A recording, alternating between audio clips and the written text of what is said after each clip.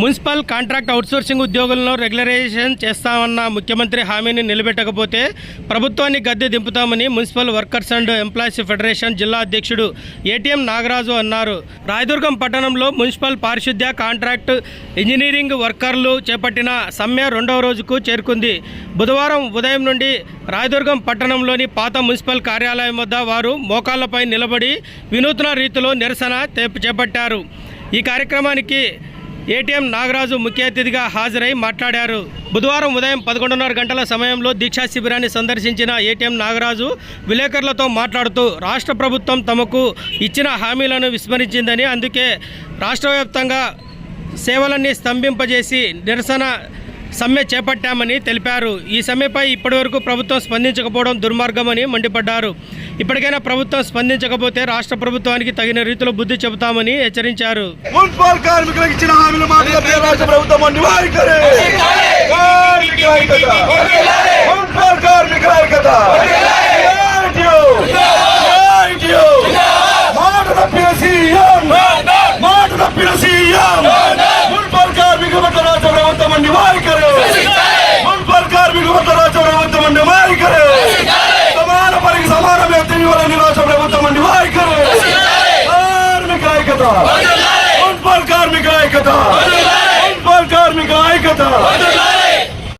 ఈరోజు రాష్ట్ర వ్యాప్తంగా మున్సిపల్ కార్మికులు చేపట్టిన నిరవధిక సమ్మె.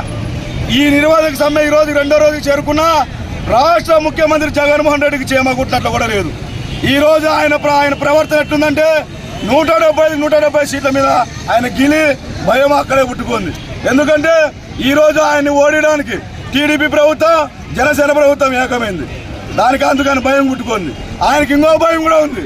ఈరోజు మున్సిపల్ కార్మికులకు, అంగన్వాడీ కార్మికులకు, ఆశా కార్మికులకు, ఎస్ఎస్ఏ విద్యార్థి టీచర్లకు ఈరోజు ఆయన ప్రతిపక్షంలో ఇచ్చిన హామీలు ఈ రోజు వరకు అమలు చేయకోకుండా ఈరోజు నిమ్మకి నీరెత్తినట్లుగా ఈరోజు ప్రభుత్వం వ్యవహరిస్తోంది. ఈరోజు కార్మికులు కానీ, అంగన్వాడీ కార్మికులు కానీ ఈరోజు నడి రోడ్డు మీద దాదాపుగా వాళ్ళు 15 రోజులుగా మేము 2వ రోజుగా ఈరోజు సమ్మె చేస్తున్నాం. ఈ రోజు వరకు కానీ కేంద్ర ప్రభుత్వం నుంచి కానీ రాష్ట్ర ప్రభుత్వం నుంచి కానీ ఎటువంటి చర్చలు లేదు. చర్చల పేరుతో పిలిచి మభ్యపెట్టి మాయ చేస్తున్నారు. ఈరోజు రాష్ట్ర ప్రభుత్వానికి ఒకటే చెప్తున్నాం, అయ్యా మున్సిపల్ కార్మికులకు నువ్వు ఏదైతే సమాన పనికి సమాన వేతనం ఇస్తానని చెప్పావు, ఉద్యోగాలు పర్మనెంట్ చేస్తానని చెప్పావు, నేను అధికారంలోకి వచ్చిన వారానికే సిపిఎస్ రద్దు చేసి ఓపీఎస్ అమలు చేస్తానన్నావు, ఇంజనీరింగ్ కార్మికులకు సంక్షేమ పథకాలతో పాటు రిస్క్ అలవెన్స్ ఇస్తానని చెప్పావు. అలాగే కరోనా టైంలో కరోనా కార్మికులను తీసుకొని అన్ని మున్సిపాలిటీ తీసుకున్నావు. కరోనా నిరంతరం మళ్ళా కార్మికులు నడుమ విధికేసావు. అలాంటి కార్మికులు కూడా విధులు తీసుకోవాలని చెప్తున్నావు. లేని పక్షాన నీ ప్రభుత్వానికి గద్దె దింపేది ఖాయం. అది కార్మికుల సంఘాలతోనే సాధ్యమవుతుందని మీడియా సందర్భంగా రాష్ట్ర ప్రభుత్వం హెచ్చరిక చేస్తున్నాం. అలాగే ఇంకోటి కూడా చెప్తున్నాం, అయ్యా నువ్వు 500 కోట్లతో నీ ఇల్లు కట్టుకుంటాను, కానీ ప్రజలకు మాత్రం సెంటు భూమి అని చెప్పి మోసం చేస్తాడు. సెంటు భూమిలో ఈరోజు కుటుంబం పండుకోగలదా, కూర్చోగలదా? నీకు మాత్రం, నీకు నీ భార్యకి 2 పిల్లలకు మాత్రం 500 కోట్లు పెట్టి ఇల్లు కట్టించుకుంటాను. మళ్ళీ 500 కోట్లు ఏ రకంగా వచ్చాయి? అది ప్రజల సొమ్ము, కార్మికుల సొమ్ము అని చెప్పి ఈరోజు మీడియా ద్వారా నీ ప్రభుత్వానికి హెచ్చరిక చేస్తున్నాం. ఇప్పటికైనా నీ మొండి వైఖరి మానుకొని మున్సిపల్ కార్మికులకు సమాన పనికి సమాన వేతనం ఇవ్వాలా, టైం స్కేల్ ప్రకారంగా వేతనాలు ఇవ్వాలా. నీ ఆప్కాస్ పీకి బారేసి ట్రెజరీ ద్వారా 010 ధరలకు వేతనాలు ఇవ్వాలి.